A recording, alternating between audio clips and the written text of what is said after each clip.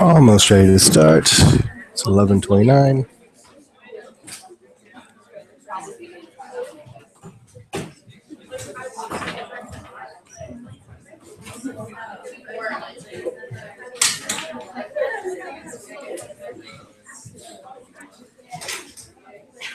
I suppose I could tell a dirty joke under my breath, but I won't. But I'm thinking about it.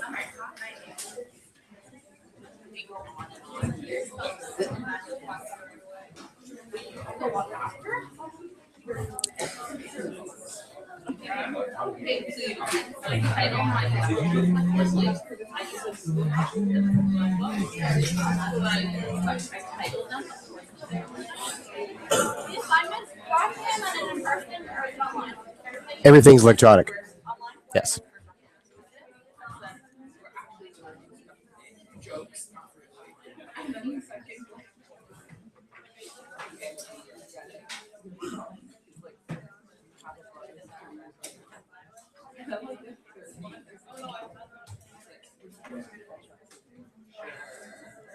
We have one viewer, two viewers. Okay.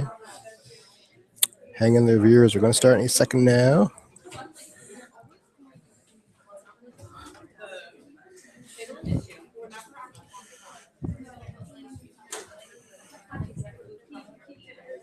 Three viewers.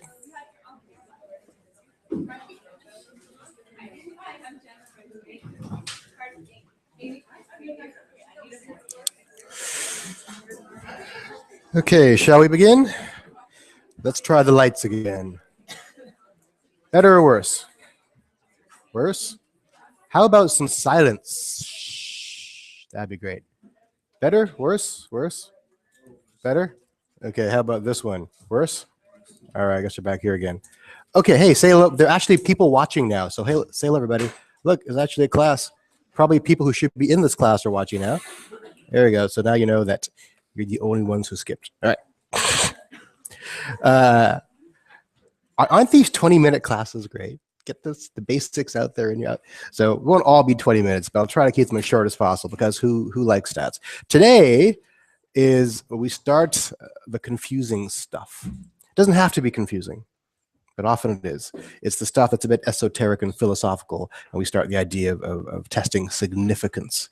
So we've done all this work so far looking at distributions, and now we're going to see why the distributions are relevant for doing actual statistical tests, right? And what we're talking about ultimately is inference. So if you remember, there are two kinds of statistics I told you about. There was the descriptive and the inferential. Descriptive is when I simply describe my sample, as in this proportion of people have these characteristics. Inference is when I'm trying to draw conclusions. Okay, I'm trying about A based upon my sample. So statistical inference is when we draw conclusions based upon my sample with the assumption that my sample was randomly selected from a grander sample and it is representative of that grander sample. Obviously, representativeness is debatable. How do I know that you are representative of the entire population of the school? I don't. You probably aren't, actually. You're second-year students. You're all health science students. You're disproportionately female. So there it is, right? So we can do statistical inference in one of two ways. The first is called hypothesis testing, and the second is called parameter estimation. Do you remember what a parameter is? What's a parameter? It's not the entire population, it's something about the entire population. Thank you. It's a statistic about the entire population. So ultimately, that is what we're trying to do with inference. If I take your mean age, I'm trying to infer what's the mean age about the student population of this university. So I'm estimating the parameter.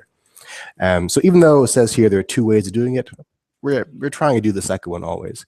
But very often when doing a study or an assignment or a statistical test, we're testing an hypothesis and we're estimating the parameter to test that hypothesis. We're answering a question. It's not just out of the blue. Why do I care about the mean age of the population of students? There has to be a reason for it. Okay, so the first kind is when we test an hypothesis. Right? So what is an hypothesis? It is a testable question. If you go on into research, you'll find out you have your topic of your graduate thesis, for example. You'll have a research question you're trying to answer. Then you have an hypothesis that springs from that research question. And in general, the hypothesis is a thing that you can do math on in general, a thing that you can do statistics on. And from that, we answer our research question. And from the research question, we talk about our broad topic. That's the nature of modern science usually. And if you go on to graduate work, that's the kind of thing you will do. So if your topic is women's reproductive rights and your research topic is do women in Canada feel more empowered than women in Britain, and you do a survey of both groups of women, and your hypothesis is that a percentage of my recipients in Canada will answer yes to my question more so than a percentage of my recipients in England. So the last bit is testable, but my research question is broader and my topic is grander still. So what we're going to do, because we're in the law faculty, is we're going to try to relate this to a criminal investigation, a criminal trial. You've seen enough movies about the law that I assume you're cognizant of the Canadian and British and American criminal system. So someone's on trial for something, murder, let's say, and a jury must decide whether or not they should be sent to prison. Now, the kinds of pleas you put forward, let's say you're charged with murder. What are the two plea options available to you? Guilty or not guilty, exactly. Innocent is not one of the options. Did you notice that? Do you sense the distinction between not guilty and innocent? It's a subtle distinction, but it's critical to the conversation we're having right now. Any ideas? The difference between not guilty and innocent. Sometimes in the law, they will actually issue a very special verdict, a statement of innocence. That's very unusual. But in general, there's guilty and not guilty. Why don't we say innocent? Really? No one's got an idea? How about you? 6 viewers now? Yes. Because they've only been able to prove that you're not innocent. They haven't been able to prove, but they've only been able to prove they're not guilty. They haven't been able to prove. Right. You're on the right track there. So there is a standard that you must meet to achieve guilt. If you do not meet that standard of evidence, of proof, then you are not guilty. It doesn't mean you didn't do it. It just means that we don't have enough to prove that you did it. Right? So innocence is a positivist kind of statement. I know for a fact you didn't do it. When in fact, no, I just know for a fact you weren't able to prove that you did. A subtle distinction, and that relates to how we talk about statistics as well. We can never prove that there's a difference between two groups. We can just say that we haven't got enough evidence to show that there is a difference. Okay, so the burden is on the prosecution in our legal system to prove guilt. So the common strategy for a defense lawyer is to have reasonable doubt. So it's not to say that the jury really thinks you didn't do it, just that we haven't got enough evidence to say that you did. So you didn't meet the burden of evidence necessary to trigger a guilty verdict. You're just less than guilty. So keep that in mind. So in statistics, we have two kinds of hypotheses. We have the null hypothesis and the alternative hypothesis. So the best way to think about the null hypothesis, which is the foundation of hypothesis testing, is the null says there's nothing going on. Nothing's happening. There's not enough evidence to show that there's any kind of thing to be done. In other words, not guilty. Okay, so in our legal system, you begin with the assumption of lack of guilt. And the burden is on the prosecution to find sufficient evidence to prove that you are guilty. But everyone who steps into the courtroom is assumed to be not guilty. The burden is on the state to add evidence. So same with here, the statistics, the assumption is nothing's going on. Nothing special is happening. The burden is on the statistician or the test to accumulate enough mathematical evidence that something is going on. So the alternative is that something is going on. So the default state, the null hypothesis, nothing going on. There is no relationship. There is no effect. The drug does not work. The mean age between these two groups is not different. No guilt, etc. The alternative says, something's going on, or guilt. Okay? Even though I've said this 100 times now, someone's going to forget. The null hypothesis always says nothing's going on. That's why it's called null, nothing there. Okay? We do this because science and mathematics is conservative. And conservative means we make it as hard as possible to prove or to show evidence that something special is happening. And the reason for that is if we make the burden of proof, the threshold for proof very, very high, then anything we do claim to be special or transcendent or phenomenal or actually changing science or an effect is extraordinary. We can be relatively confident that something is actually going on. If the burden of proof is low, then all kinds of stuff we can enter into a conversation. All kinds of wacky medical therapies would enter into our society. In fact, our burden is quite high. Okay, so we always assume that the null hypothesis is not false. Notice I didn't say we assume the null hypothesis is true. I just said it's not false. Again, subtle verbiage, but critical to the philosophy of what I'm talking about. Even though in common parlance, we say that a man walks into the courtroom that he's assumed to be innocent, that's not really true. He's assumed to be not guilty. Same way here, we don't assume the null hypothesis is true, we just assume it's not false, okay? Just keep that in the back of your mind right now. So, how come we write it this way? H sub naught is the traditional way of writing the null hypothesis, and the alternative is H sub A, or some people write it H sub 1. In fact, H sub 1 is probably the classic way of doing it, and the book, I think, uses H sub A, because the book is more modern. So I will use either one. You can free to use either one. It's your choice. But H sub naught is always the null hypothesis. So again, someone's on trial for murder. He doesn't have to prove that he's innocent. He just has to let the prosecution try to prove that he's guilty. So it's entirely possible if you charge the murder, show up at the trial and say, okay, prove I did it. Because the assumption going in is that I didn't, is that I'm not guilty. And that you don't have enough evidence to prove that I did it. A good example, I watched a documentary about Oscar Pistorius the other day, right? You know, the Blade Runner guy killed his girlfriend in South Africa. I was watching the trial. The trial's fascinating. It's pretty obvious he killed her. The question is, but there wasn't not enough evidence to show that he did it with malice. And so he gets off without a charge of first-degree murder. Because even though you know he did it, there's no evidence to show that he actually did. So it's one of those situations, he's not innocent, but he's not legally guilty. And for the record, I can't be sued. That's my personal opinion about Oscar Pistorius. Based on the documentary that I saw, not my opinion. Right, so when things are on the record, you got to be careful all the time. Okay, so in the courtroom, H sub naught, or the null hypothesis, will be there's nothing going on, or the defendant is not guilty. We begin with that all the time. H sub A is there's something going on, or the defendant is guilty. So the second, obviously, is the position of the prosecution, and the first is the position of the defense. I will suggest to you that the first is also the position of the state. And they're waiting to see if there's enough evidence to go from there to there. And if there isn't, we just stay here. So that is the default condition. Not guilty is the default condition. The null hypothesis is the default condition. Right? So the test in this case is the trial. When we do statistics, the test will be the statistical test. If the jury decides that the guy is guilty, we say they rejected the null hypothesis. If they say that there isn't enough evidence to show that he is guilty, we say he is not guilty, or he failed to reject the null hypothesis. Now, is failing to reject the null the same as accepting the null? This is the critical philosophical question I ask you.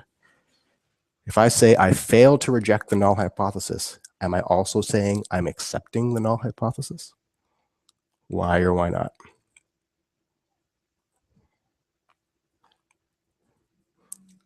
Yes, sir? Because in order to accept the null, you have to actually have proof of it happening. Whereas if you're failing to reject it, you just haven't found proof. Exactly. So to say that I accept the null is a positivist statement, to say I have certainty that this is the true nature of the universe. When in fact, what's really happening here is I've begun with the assumption that the null is the state of affairs, and I've failed to reject that paradigm of belief. It's the same as saying I did not find sufficient evidence to say that Oscar Pistorius is guilty, but I'm not saying he's innocent. I'm just saying legally he's not guilty. Okay, so we never say we accept the null. You will find some modern statisticians who will actually slip into conversation that, and therefore we accept the null. And I cringe. So I'm one of those old-fashioned guys who will not accept when people say I accept the null. There are some who do. I do not.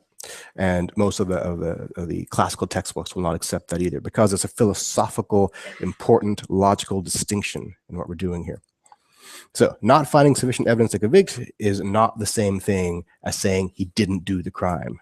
Not guilty is not the same as saying innocent. So we never accept the null. At best, we fail to reject it. We can, however, accept the alternative. We can, however, say that he is guilty because we have enough evidence to tip the conversation into that domain. The same way we can say we have enough evidence to say that, yes, the two means of the two groups are in fact different. So here's a little summary, if I can see this, of the various outcomes of a trial. So here we have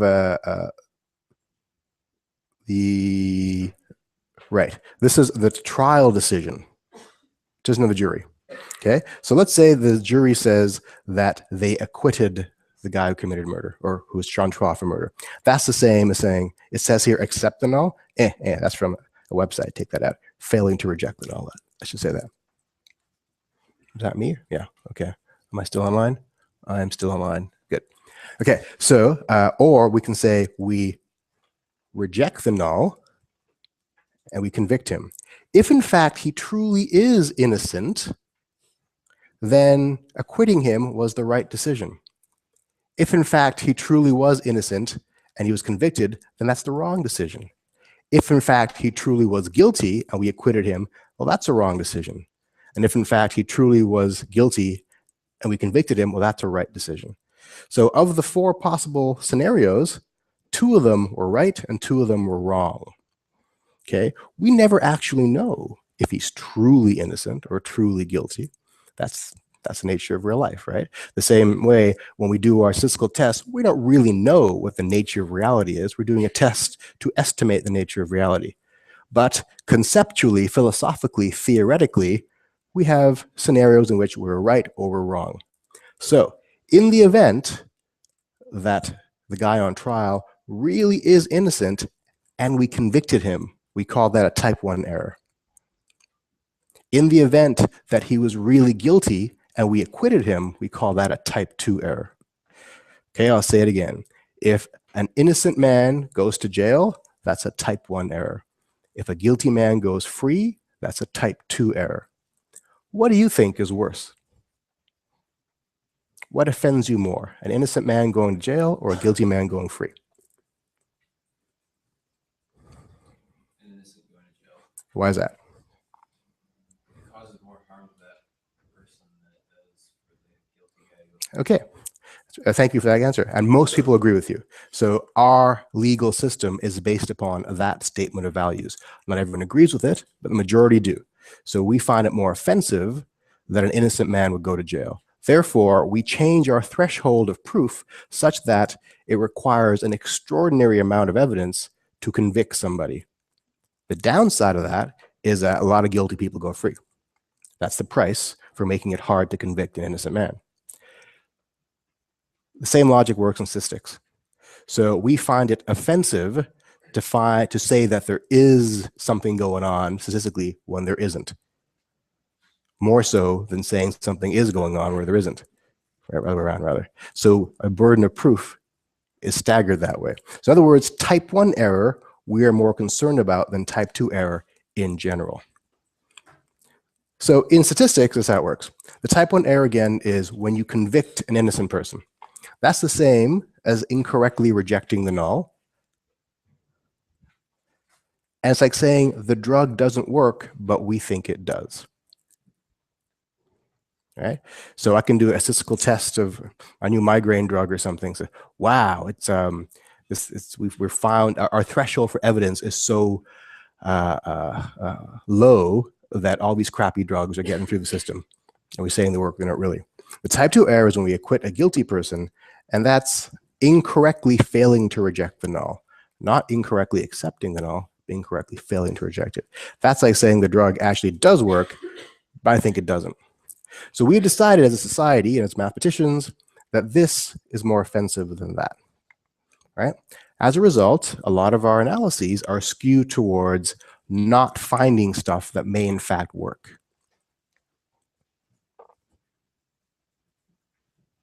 Okay, because we don't want to flood the market with stuff that doesn't work, because the burden of proof is quite high.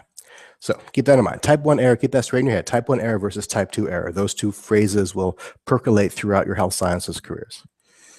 All right, so type 1 error, again, is incorrectly rejecting the null, and type 2 is incorrectly failing to reject the null. If it makes you easier to think in your head, think of it as incorrectly accepting the null, but don't ever say it out loud. Okay. So the choice of your null hypothesis is very important. How you phrase it is important, because it can have a directionality. We can say, for example, that two groups are different, or we can say that one group is more than the other. One has direction, the other one doesn't. By saying I'm different, if I'm saying the two, let's say I have two statistics classes, and I took both of you have your midterm marks, and I'm trying to determine whether or not the two midterm marks are statistically different or not. I can say the marks are different, and that's my null hypothesis, or they're not different rather, all right? Or I can say that one is bigger than yours is bigger than theirs. Now I've skewed the system to test only for this one being bigger than the other. You'll see in a second. So here's an example. The women in this university have the same average age as the men. That's a null hypothesis. Notice I phrase it in a negative way. Nothing's going on. The null always is a situation where nothing is going on. They've got the same average age. There's no difference, right? Or I can say the women do not have a higher average age than the men. That allows me to have women with a lower average age and those who are the same average age. This one just allows me to have ones the same average age. You see that distinction? So the verbiage is important because one allows direction, the other doesn't. So the alternative for the first one would be the women do not have the same average age. So can you see this? Sorry. This room is set up poorly. I have to stand in front of the screen all the time. So again, the women in this university have the same average age as the men. That's a null hypothesis. The alternative, which is the opposite, is the women do not have the same average age. Now for this version, the women in this university do not have a higher average age. What will the alternative be? The alternative to that statement is it's a little skittish today. All right, fine. Let's give this one. That the woman's average age is indeed higher than the men. Okay, so this one is essentially saying that the ages are different, and this one is saying the women are higher. Okay, I don't know if you're getting that or not, so I'll assume that you are, and I'll move on. The looks on your faces are confusing to me. It's either boredom or confusion or disgust. Yes, sir. The first statement, the women in the university have the same average age as the men. What is that? How does that make it a null hypothesis? Because we're saying there is no difference. It's a better way to phrase it would be there is no difference between the average ages of men and women. If you say there is a difference, then it suddenly becomes. That's exactly. So anytime we are stating that things are different, then that's an alternative. So a null always states that there is no difference, depending upon the question that we're asking, obviously. This would be prefaced by a statement where I ask you, you're an investigator and you're trying to determine whether the mean age of men and women are different in this university. So now we know what we're investigating. Write me the null hypothesis that begins the statistical analysis. The null would be that there is no difference between the two things that you're trying to measure. For the second one, aren't you also, you're stating a difference, you're saying do not have higher. But I'm allowing them That implies a difference, doesn't it? do not have higher, so they could have the same. So Yeah, okay. right? Yeah, So the alternative could be they could be the same or less. So yeah, men could be less, right? yeah, I get it. Okay, cool. So if we want to know if something is bigger or smaller, then we call it a one-tailed test. If all we care about is that they're different, we call that a two-tailed test. And you'll see why that is in a minute or so. Okay, I'll say it again. If there is directionality, i.e., it matters to us which one is higher, which one is lower, that's one tail. If we don't care which one is higher and lower, all we care about is that they're different, that's two-tailed. Most of the time we do two-tailed tests because most of the time we care about whether or not two groups are different. If I'm testing whether or not this new drug works, I care about whether my drug group gets a different response from my non-drug group. I don't really care that much usually if my drug group gets lesser or higher, just that it's different. Not always the case. So let's hit again. One-tailed is direction, two-tailed has no direction. And you'll see why they're called tailed in a second. Okay, so one-tailed test looks for an increase or decrease in the parameter, whereas a two-tailed test looks for any change in the parameter, increase or decrease. So here's an example. Alternative hypothesis. The boys in class are doing better than the girls in class. Notice it's an alternative because there's a difference here. The boys are doing better than the girls. What would the null here be, by the way? Yes. Yes, or not doing better. Yeah, absolutely. So in here, I've got the boys in class are performing differently from the girls. One has direction, the other doesn't. This one has direction. I'm saying the boys are better than the girls. Here, I'm just saying they're just not the same. They could be this way, they could be that way. So the mean age of the class is more than 17. Does that have direction or not? It does. I'm saying above 17. This version, the mean age of a class is not equal to 17. So it could either be higher or less than 17. By the way, what would be the null hypothesis equivalent to that or partner to that? Yeah. Exactly. Right. So if nothing's happening, if there's equivalence, it's a null hypothesis. So this would be a one-tailed test because this is a direction. This would be a two-tailed test because there's no direction. That's direction, and that's no direction. Right. So now how do you write that down mathematically? So here's an example. We want to know whether the mean age of University of Ottawa students allows them to drink in the USA. So what's the drinking age in the USA? What is it? 21, 19, whatever it is. Okay, 21, there it is. Okay. So my null is going to be the mean age of UO students is not different from 21. I could say equal 21 as well, but to get the point across, or equal 21.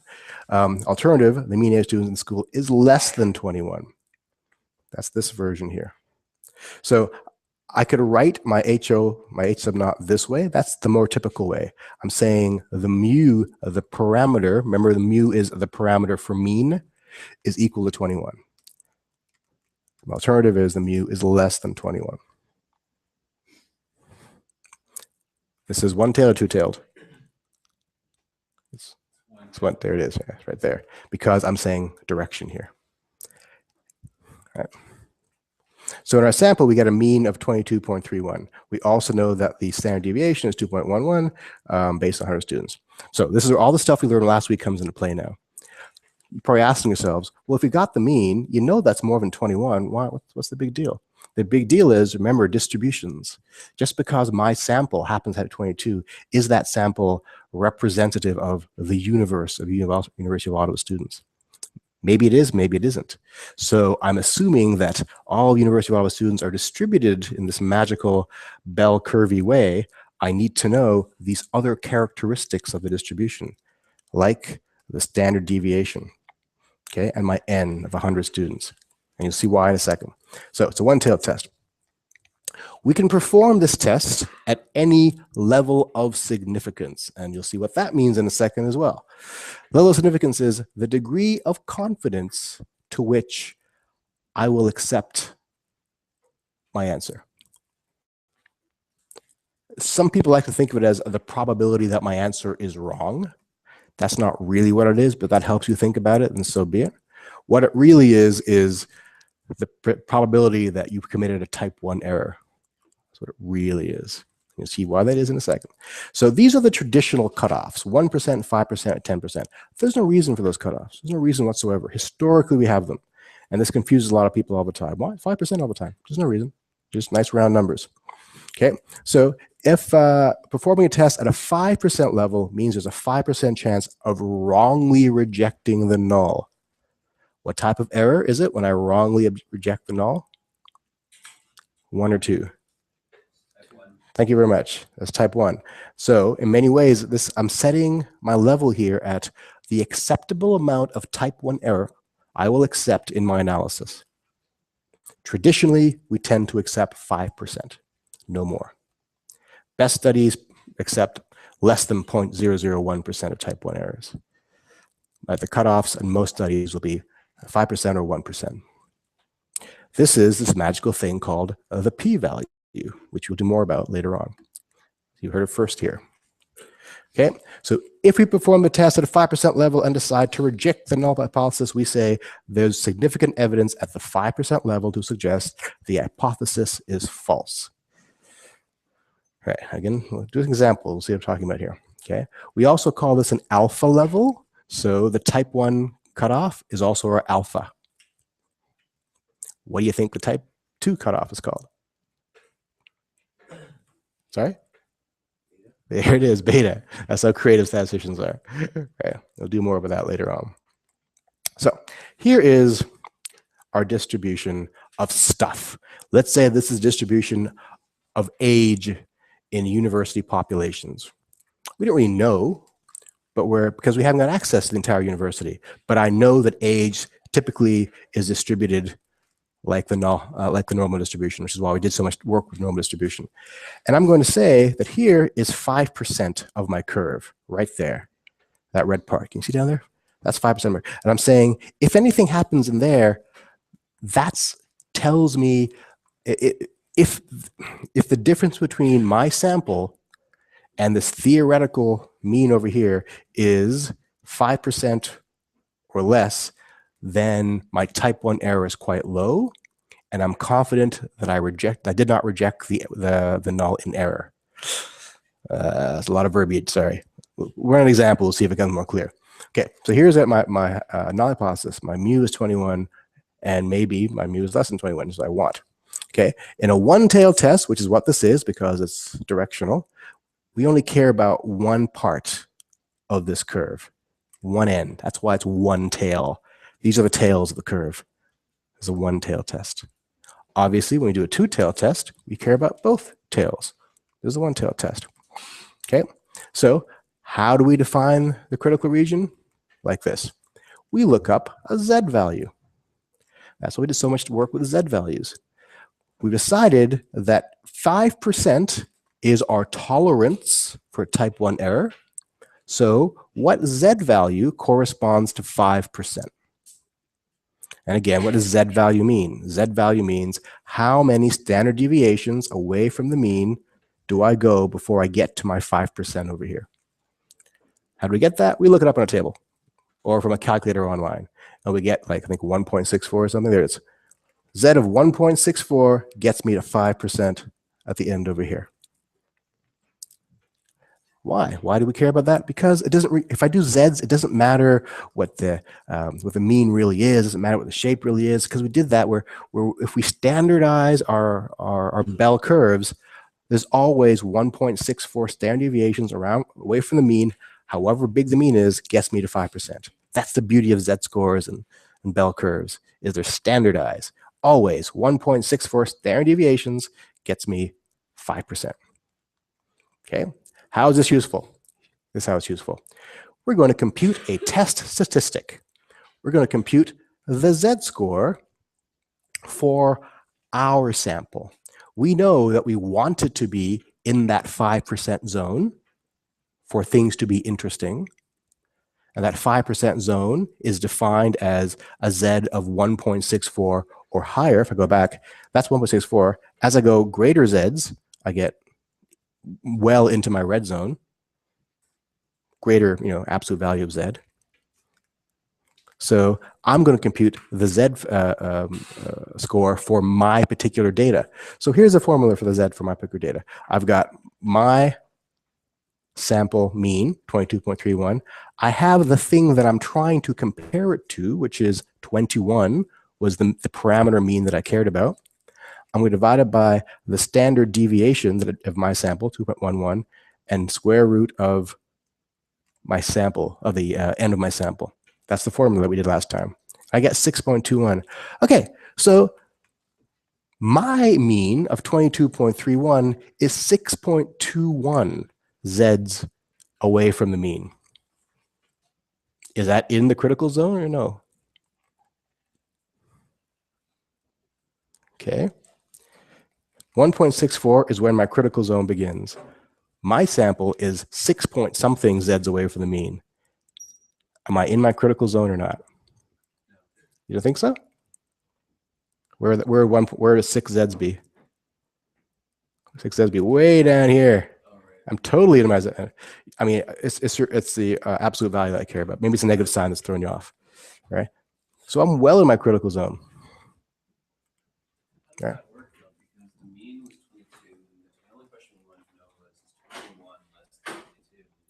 Yeah.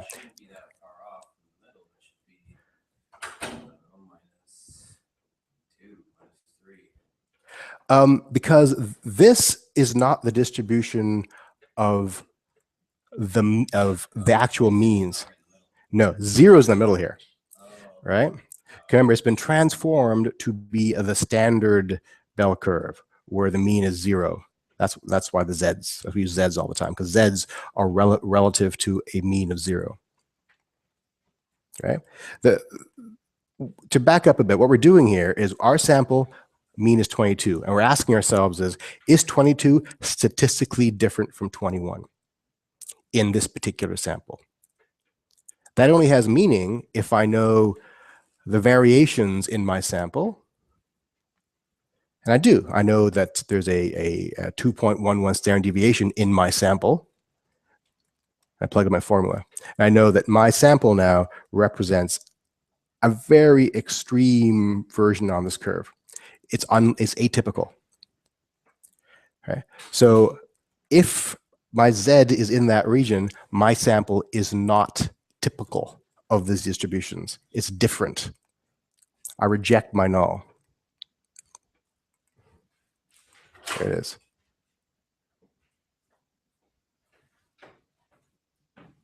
What? That's wrong.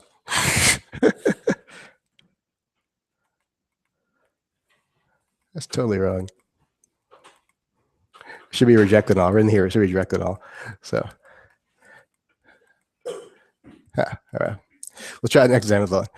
That's to follow what I say, not what I show. Okay, we rejected the null there because the Z is way in that zone. Okay, so here is a two-tailed example.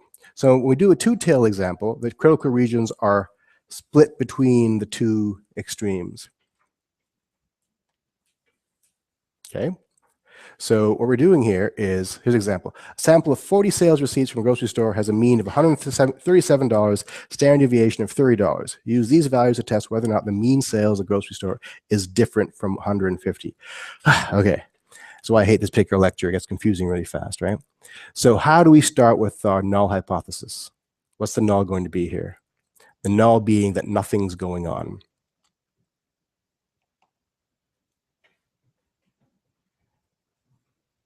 Yes? So we just say the mean is $137. Yes, but we're saying, is it different from 150? Oh, we just say it's not different. Here it is. Okay, so null is mean is equal to 150 or not different from. An alternative is going to be it is different from 150. Is this directional or non-directional? Meaning, is it one-tailed or two-tailed? Two-tailed. Why? Because we don't care if it's greater than 150 or less than 150. All we care about is it's different from 150. Right? So this is a real life scenario. For example, we care about our monthly sales figures, and our sales target is 150, and we got 137. Yeah, Technically, we're under 150, but is that really representative of the variations in our regular sales figures? Maybe they're exactly the same. Okay, so calculate the test statistics. We use the same formula. So 137 is our mean. 150 is the mean in the parameter we assume. Divide that by our standard deviation, which is 30, divided by square root of our sample. Our sample is 40, square root of that, and we get minus 2.722 as our z-score for our sample. Now, the thing is, what do we compare it to? Okay, and when we compare it to something, we'll find out if this is statistically significant. So this is the way we just did that. A couple of things you need to do first. Is it a one-tailed, two-tailed test? We already said it's a two-tailed test. What level of confidence do I care about? What is my alpha level that I care about? My type 1 error that I care about? Okay, let's say this time we want it to be 99%, meaning an alpha of 0.01. I want to be 99% confident that if I find a difference, it's real. The last example was 95%. This is going to be 99%. Doesn't matter. We can pick any number we want, but those are typically the numbers that we choose. Okay, so this is how I do it. Instead of having all of my 1% down here, I divide my 1% on the two scales, and I get 0.5% over here and 0.5% over there. And now I look up the z-score that corresponds to 0.5%. So if I go to my z-score calculator or a chart in the back of a book somewhere, because who wants to compute these things from first principles? It's possible, but it's not fun. And we get a z of 2.58 at this end and 2.58 at that end, corresponding to 0.5%. What does this mean? This means that when I compute my z value for my sample, I'm going to decide if it falls either down here or down there. If it falls down here or down there, what do I do?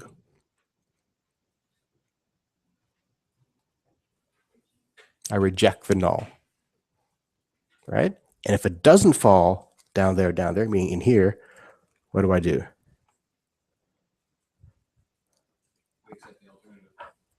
Yes, you phrase it right. That's not tricky. I fail to reject the null. I don't accept the null. I fail to reject the null, meaning I don't accept the alternative. Ah, you tricked me. If it falls in here, I fail to reject the null. Okay, right? Right, exactly. Ah, okay. Ah, you got me there. Very good. So I'll repeat myself again. The trick here is if my my type 1 cutoff is blah, and it's a two-tailed test, I divide blah by 2, and I get these two numbers here, and I compute the z for half of it. Okay, still with me? So let's compute a number now. Well, we chose 99% confidence. That leaves 1% to split. 0.5% here, 0.5% there. I look up my z, and I get z of 2.58 at one end and at that end. Okay. So let's compute a z. If we plug in our numbers, we get a z of minus 2.722. You can't see this very brightly, I'm sorry. So what does that mean? Go back here, minus 2.722. Yeah. That's down here, right? So do I reject?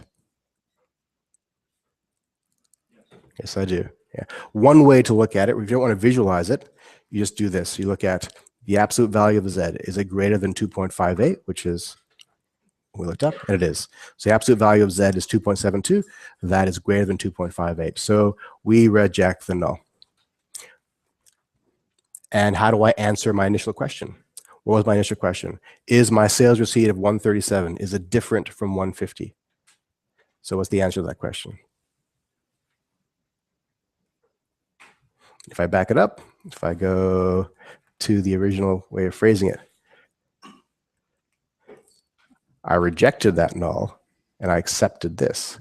So is my average sales receipt different from 150? Yes. Yes, it is, because I accepted this. It is different from 150. Can I say that is statistically less than 150? Technically not, because it's a two-tailed test. Technically not, but probably I can, because it's 137 that's less than 150. Yes.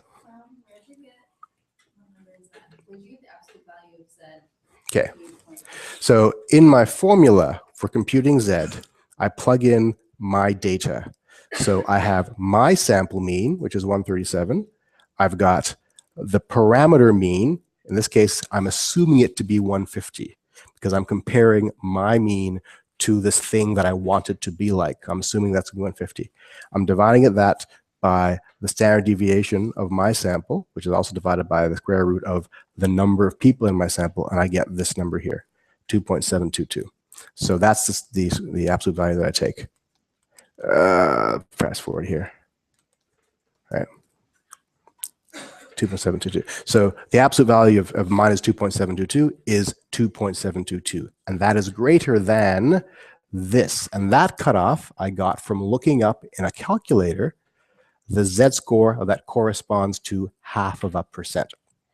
Why 0.5%? Someone tell me. Yeah? Exactly, because a two-tailed test. If it was not a two-tailed test, what would I have looked up? Right, the z-score for 1%. Excellent. Right, so it seems, it's the first time you're seeing this, it seems confusing as heck, I understand that. But you've got, here is one Z calculator you can use. There are hundreds online you can look up. They all give the same answer. Hopefully this one still works. For first homework question, the answer is actually on this slide. And after that, you've got a few other ones you can look at. So we often don't use z-scores to do anything useful like this. In reality, we probably use a t-test that we'll do later on, but this is the beginning of doing inference testing. Once you have mastered this, we'll do the harder stuff moving on. Whew, I hate this lecture, hated it. Thank you very much. See you Wednesday, right? Cool. So as a reminder, I'm not here next Friday. Next Friday will be taught via YouTube entirely. And I will try to, this room will be available to you if you want to come here anyway, use your laptops. I'll try to get the TA to put me on the screen anyway, and we'll see how it works out. You don't have to be there, though. You can do it from home. But Wednesday, I'll see you here.